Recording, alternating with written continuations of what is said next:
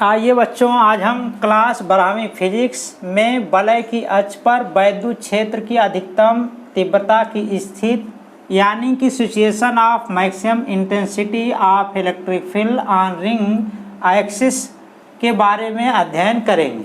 देखिए बच्चों, इसके ठीक पहले वाले वीडियो के लेक्चर में हमने किसी वलय पर अगर समान रूप से आवेश वितरित था तो इसके केंद्र से गुजरने वाली जो रेखा या कह सकते हैं कि जो वलय का अक्ष होता था उसके किसी पॉइंट P पर हमने वैद्युत क्षेत्र की तीव्रता, जैसे देखिए बच्चों, हमने यहाँ एक फिगर भी बनाया है कि एक वलय है, उस पर क्या है, आवेश समान रूप से वितरित है। इस वलय के केंद्र से गुजरने वाली रेखा जो वलय का अक्ष होता है, किसी पॉइंट P पर वैद्युत क्षेत्र की तीव्रता हमने जो ज्ञात की थी वो था E बराबर 1/4 पाई इप्सिलॉन नॉट QX बटे A स्क्वायर धन X स्क्वायर की पावर 3/2, जहाँ बच्चों ए क्या होता था, वलय की त्रिज्या होती है, x क्या होता है, वलय के केंद्र से पॉइंट P की दूरी होती है। तो बच्चों ये देख रहे हैं कि जो वैद्युत क्षेत्र की तीव्रता E है वो x पर निर्भर कर रही है और वलय की त्रिज्या a पर। तो चूंकि बच्चों अगर वलय की त्रिज्या हम यहाँ पर कांस्टेंट मान लें, चूँकि बच्चों अगर वलय हम चुन लेते हैं, कोई वलय ले लेते हैं तो उसकी त्रिज्या निश्चित हो जाती है, लेकिन x जो होता है यानी कि पॉइंट P जो होगा वलय के केंद्र से, वो क्या होगा, वेरिएबल होगा यानी कि परिवर्तनशील होगा। तो इसलिए बच्चों E जो है एक निश्चित त्रिज्या के वलय के लिए जो वैद्युत क्षेत्र की तीव्रता होगी वो किस पर निर्भर करेगी, x पर। तो बच्चों अगर हम E की निर्भरता देख रहे हैं x पर है, तो जैसे जैसे x बदलेगा वैसे वैसे E बदलेगा। तो लेकिन बच्चों हम यहाँ पर अधिकतम वैद्युत क्षेत्र की तीव्रता ज्ञात करना चाहते हैं कि वलय के अक्ष के किस पॉइंट पर यानी कि वलय के केंद्र से कितनी दूरी पर वैद्युत क्षेत्र की तीव्रता अधिकतम होगी। क्योंकि बच्चों हम देख रहे हैं कि वैद्युत क्षेत्र की तीव्रता ही x पर निर्भर कर रही है, तो इसका मतलब कि x के किसी मान के लिए ये वैद्युत क्षेत्र की तीव्रता E जो है वो क्या होगी, अधिकतम होगी। अब देखिए बच्चों, अगर हम एक फलन f(x) पर विचार करें कि x स्क्वायर 2x धन 3 मान लीजिए एक फलन है। अगर बच्चों हम यहाँ पर 2 डायमेंशनल में विचार करें, मान लीजिए कि ये हमारा x अक्ष है और ये क्या है, y अक्ष। तो अगर हम ग्राफ खींचें तो एक अक्ष पर हम x को दिखाएंगे, एक पर f(x) को दिखाएंगे। तो अगर इनके बीच ग्राफ खींचें तो जैसे जैसे x की वैल्यू बदलेगी वैसे वैसे f(x) का मान बदलेगा। तो हमको इनके और इनके बीच यानी कि x का मान जब हम रखेंगे तो f(x) की एक वैल्यू मिलेगी, तो हमको x y तल में क्या है, एक ग्राफ मिलेगा।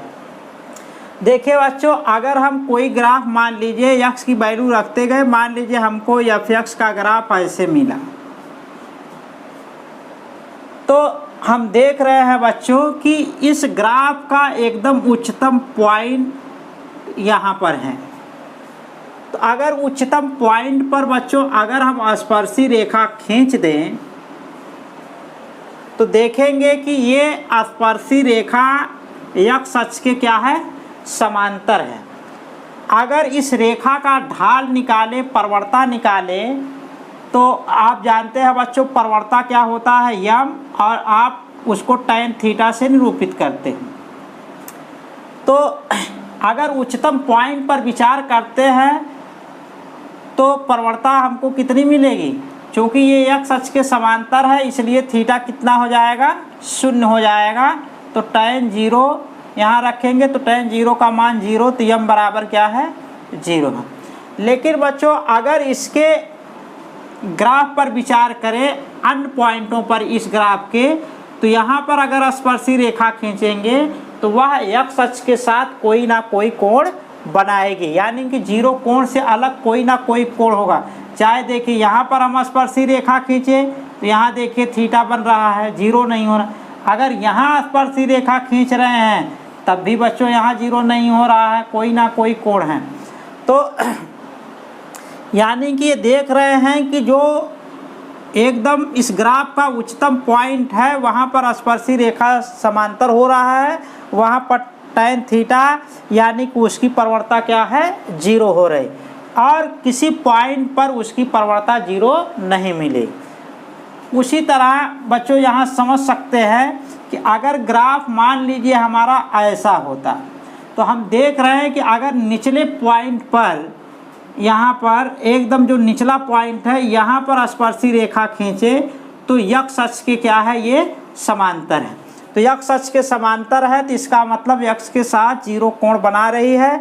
तो यहाँ भी प्रवणता निकालेंगे, m बराबर क्या हो जाएगा, tan 0 बराबर कितना हो जाएगा, m बराबर 0। अगर फिर देखें कि इसके इस पॉइंट के अलावा किसी पॉइंट पर अगर हम स्पर्शी रेखा खींचें तो x अक्ष के साथ कोई ना कोई कोण बनाएगी। तो इस प्रकार देख रहे हैं कि ग्राफ में एकदम जो निचला पॉइंट होता है, एकदम न्यूनतम पॉइंट होता है, वहाँ पर स्पर्शी रेखा x अक्ष के समांतर होती है यानी कि उसकी प्रवणता 0 होती है, और एकदम उच्चतम पॉइंट पर स्पर्शी रेखा क्या होती है, समांतर होती है। अभी हमने ग्राफ खींच कर दिखाया था। तो हम ये कह सकते हैं कि किसी फलन के लिए उच्चतम और निम्नतम बिंदु प्राप्त करने के लिए tan थीटा यानी कि उस रेखा की प्रवणता क्या होनी चाहिए, 0 होनी चाहिए। किसी ग्राफ का किसी पॉइंट पर अगर प्रवणता 0 है तो इसका मतलब कि वो पॉइंट क्या है, उच्चतम है, यानी कि वहाँ पर उच्चतम वैल्यू हमको मिलेगा। तो इस प्रकार बच्चों कह सकते हैं कि अधिकतम और निम्नतम मान के लिए, यानी कि अधिकतम और न्यूनतम मान के लिए tan थीटा बराबर क्या होना चाहिए, 0 होना चाहिए।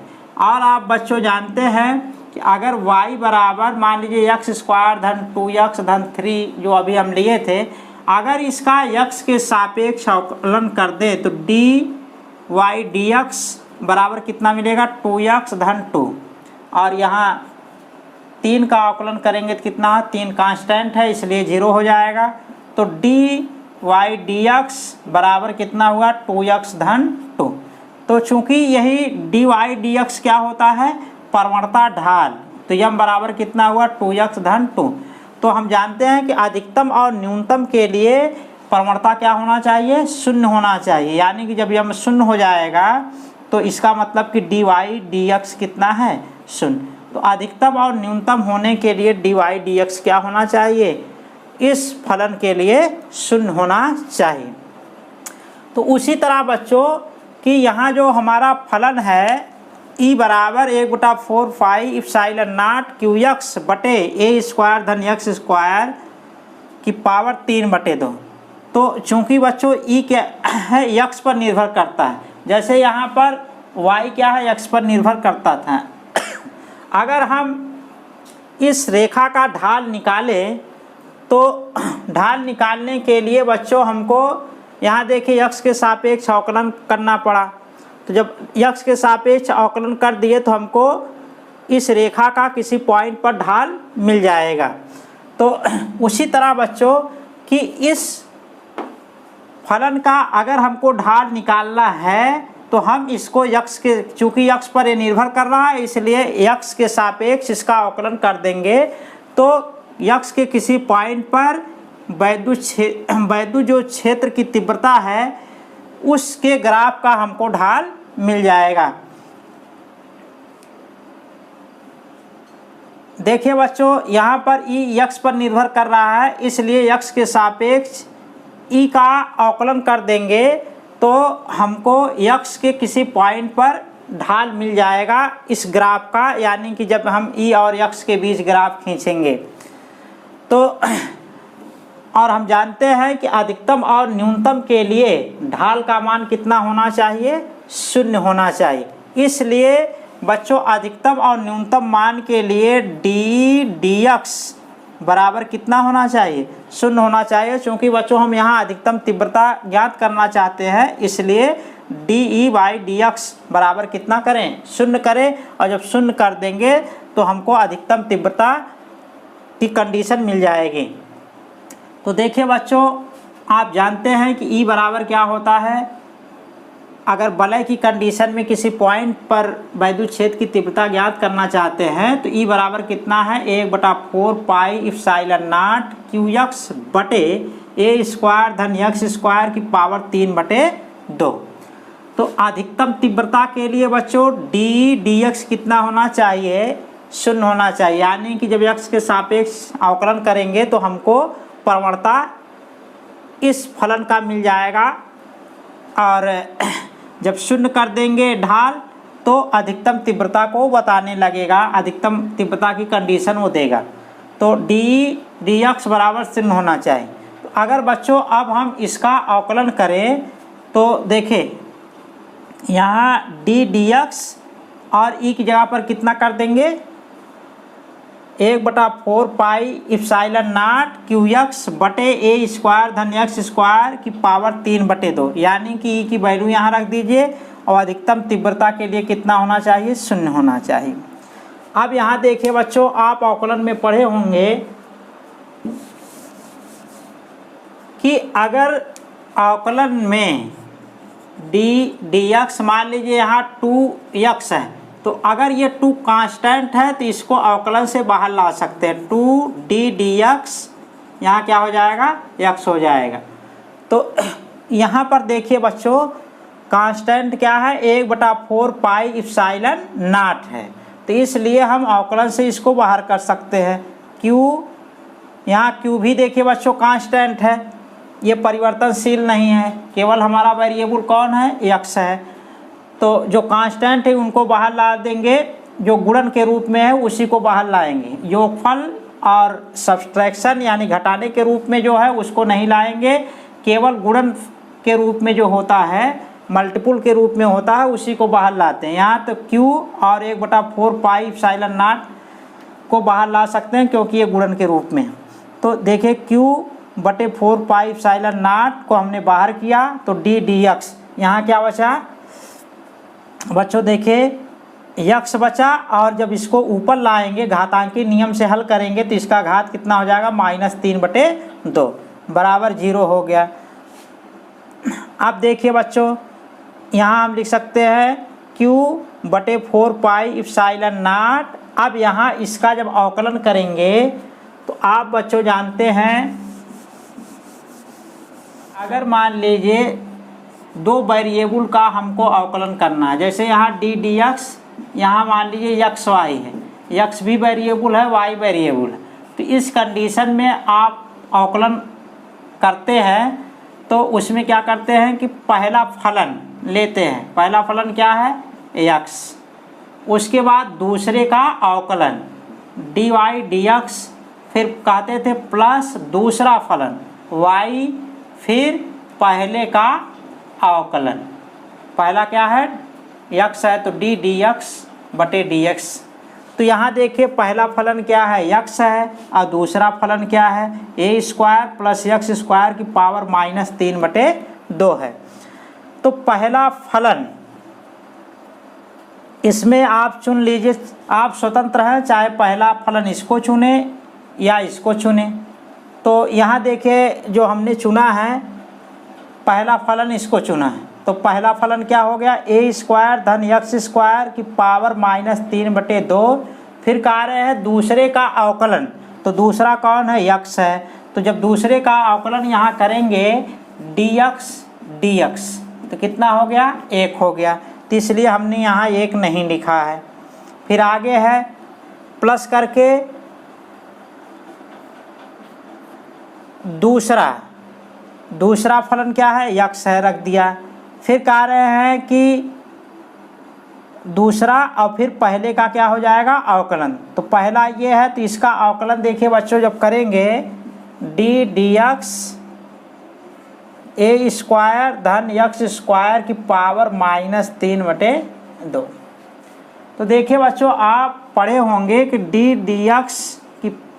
dx अगर x की पावर n का हम x के सापेक्ष अवकलन करते थे तो n की पावर -1 होता है।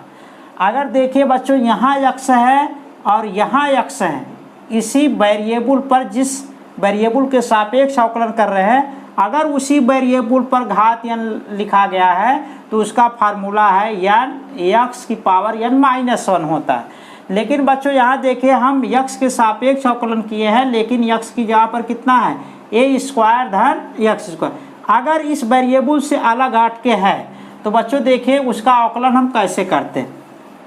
देखिए बच्चों नियमतः अगर यहाँ पर जो वेरिएबल है, अगर वेरिएबल यहाँ हो तो एकदम जो अभी यहाँ फार्मूला हमने लगाया था उस फार्मूले के हिसाब से अवकलन कर सकते हैं। जैसे अगर मान लीजिए d और हम यहाँ किसके सापेक्ष, यहाँ कितना दिया है x की जगह पर a स्क्वायर धन x स्क्वायर। अगर यहाँ लिखें कि a स्क्वायर धन x स्क्वायर के सापेक्ष अवकलन करें तो a स्क्वायर धन x स्क्वायर की पावर -3/2। तो देखिए बच्चों जो यहाँ पर है वही मान यहाँ पर है, यानी कि x की जगह पर a स्क्वायर धन x स्क्वायर आ गया, तो x की जगह पर यहाँ भी a स्क्वायर धन x स्क्वायर। तो इसलिए हम सीधा जो फार्मूला है x की पावर n-1 उतना लिख सकते हैं। तो अभी x की जगह पर हमारा a स्क्वायर धन x स्क्वायर आ गया, तो यहाँ उसके हिसाब से आ गया -3/2 a स्क्वायर धन x स्क्वायर की पावर -3/2 -1, इस तरीके से हो जाए। लेकिन बच्चों अगर इस वेरिएबल से अलग कोई वेरिएबल यहाँ दिया गया है तो आप देखिए उसका अवकलन कैसे करते हैं। ऐसा होने के बाद बच्चों जो एक फार्मूला आपका ये दिया गया है, जनरल फार्मूला x की पावर n का अगर x के सापेक्ष अवकलन करते हैं तो क्या आता था, n की पावर -1। तो आप इस नियम के हिसाब से उसका अवकलन करेंगे। पहले अगर पहले उस नियम के हिसाब से अवकलन कर देंगे तो यहाँ -3/2 a स्क्वायर धन x स्क्वायर की पावर -3/2 -1। अगर देखें इससे अलग है तो पुनः बच्चों जो यहाँ अलग मान आया है ये ठीक एक बार पुनः x के सापेक्ष उसका अवकलन करेंगे। एक बार तो जो यहाँ फार्मूला है उसके हिसाब से करेंगे, अगर इससे हट के है तो पुनः उसका अवकलन करेंगे जो यहाँ पर वैल्यू है। तो यहाँ देखें फिर एक बार करेंगे dx a स्क्वायर धन x स्क्वायर, तो इसके हिसाब से आ गया -3/2 a स्क्वायर धन x स्क्वायर की पावर यहाँ हो जाएगा -5/2। और इसका देखिए बच्चों a क्या है, कांस्टेंट है, इसलिए इसका अवकलन कितना हो जाएगा 0, और फिर इसका अवकलन कितना हो जाएगा 2x हो जाएगा। तो अब यहाँ बच्चों हम लिख सकते हैं -3/2 a स्क्वायर धन x स्क्वायर की पावर -5/2 गुणे 2x। वही चीज़ बच्चों देखिए यहाँ लिखा गया है, प्रथम फलन फिर दूसरे का अवकलन, x का अवकलन करेंगे तो 1 हो जाएगा, फिर कार्य दूसरा तो x हो गया दूसरा। अब फिर जब इसका अवकलन बच्चों कर रहे हैं तो देखिए -3/2 फिर हो गया कितना, a स्क्वायर धन x स्क्वायर की पावर -5/2। जब इस तरीके से आप हल करेंगे फिर आगे जो है बच्चों हमने बताया कि अगर इससे अलग हट के यहाँ पर है तो पुनः एक बार अवकलन करते हैं। तो यहाँ देखिए a स्क्वायर का अवकलन करेंगे 0 और फिर x स्क्वायर का अवकलन करेंगे तो 2x, तो ये कितना हो गया है 2x। एक चीज़ बच्चों आप यहाँ और समझ लीजिए कि अगर मान लीजिए कि हम डी डी एक्स अगर यहाँ योगफल के रूप में मान लीजिए दिया गया है, जैसे मान लीजिए एक्स स्क्वायर धन ए स्क्वायर जो यहाँ दिया है, तो आप इसको तोड़कर लिख सकते हैं डी एक्स स्क्वायर बटे डी एक्स और फिर D A square D x, ऐसा लिख सकते हैं। तो इसलिए बच्चों यहाँ देखिए D A square D x एक बार लिख सकते हैं प्लस डी एक्स स्क्वायर बटे डी एक्स लिख सकते हैं। तो आप वितरण करके इनका अवकलन कर सकते हैं। तो यहाँ हो गया देखिए बच्चों 2x। अब देखिए यहाँ जो 2 है ये 2 क्या हो जाएगा, कैंसिल हो जाएगा।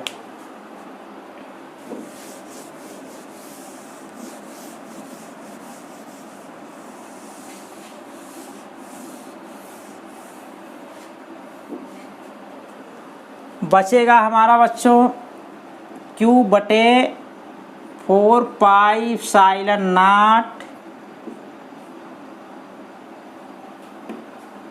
ए स्क्वायर धन एक्स स्क्वायर की पावर -3/2 और ये हो जाएगा यहाँ से बच्चों देखें x का गुणा हो जाएगा तो कितना हो जाएगा, और यहाँ प्लस माइनस का गुणा माइनस हो जाएगा तो -3 x स्क्वायर ए स्क्वायर प्लस एक्स स्क्वायर की पावर -5/2 बराबर 0। यहाँ देखिए बच्चों इसको इधर ले जाएंगे तो पूरा 0 हो जाएगा। ये क्यू स्क्वायर बटे 4 पाई एप्सिलॉन नॉट को इधर लाएंगे तो 0 बन गया। ये 0 में इतने से भाग करेंगे 0 बन जाएगा। यहाँ बचा क्या, ए स्क्वायर धन एक्स स्क्वायर की पावर -3/2 -3x स्क्वायर ए स्क्वायर धन एक्स स्क्वायर की पावर -5/2 बराबर 0। तो यहाँ देखिए बच्चों अगर हम ए स्क्वायर धन एक्स स्क्वायर की पावर -5/2 कॉमन ले लें तो बचेगा क्या, ए स्क्वायर धन एक्स स्क्वायर की पावर -5/2 कॉमन ले लिया हमने। तो भाग करके देख लीजिए अब यहाँ कितना बच रहा है। इसमें भाग करेंगे तो आएगा ए स्क्वायर धन एक्स स्क्वायर, यहाँ बचेगा फिर माइनस कितना यहाँ बचा 3x स्क्वायर बराबर 0। अब इसके बाद देखिए बच्चों इन दोनों का गुणनफल 0 है, इसका मतलब या तो ये 0 होगा या तो ये 0 होगा, तब गुणनफल 0 आएगा। तो यह नियमता मैथमेटिकल ढंग से इनको इधर कर दीजिए तो बचेगा इधर ए स्क्वायर धन एक्स स्क्वायर -3x स्क्वायर बराबर 0। ये हो गया ए स्क्वायर धन एक्स स्क्वायर -3x स्क्वायर बराबर 0।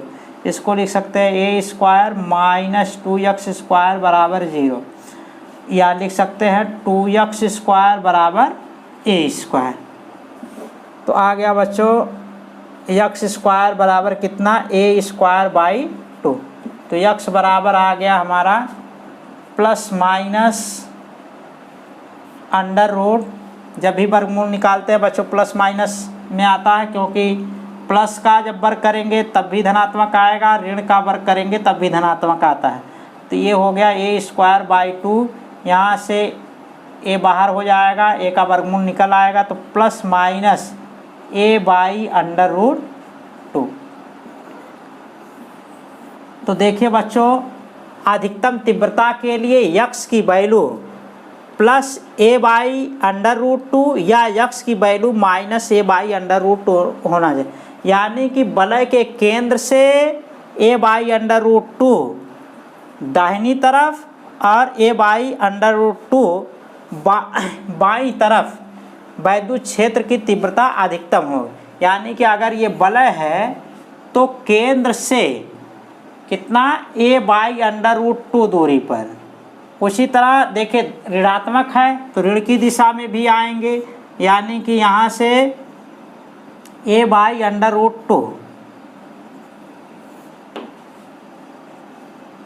यहाँ ये x बराबर हमारा कितना है, ए बाई अंडर रूट 2, और इधर से x बराबर ए बाई अंडर रूट 2, यानी कि धनात्मक दिशा में और ऋणात्मक दिशा में ए बाई अंडर रूट 2 दूरी पर क्या है, वैद्युत क्षेत्र की तीव्रता अधिकतम होगी।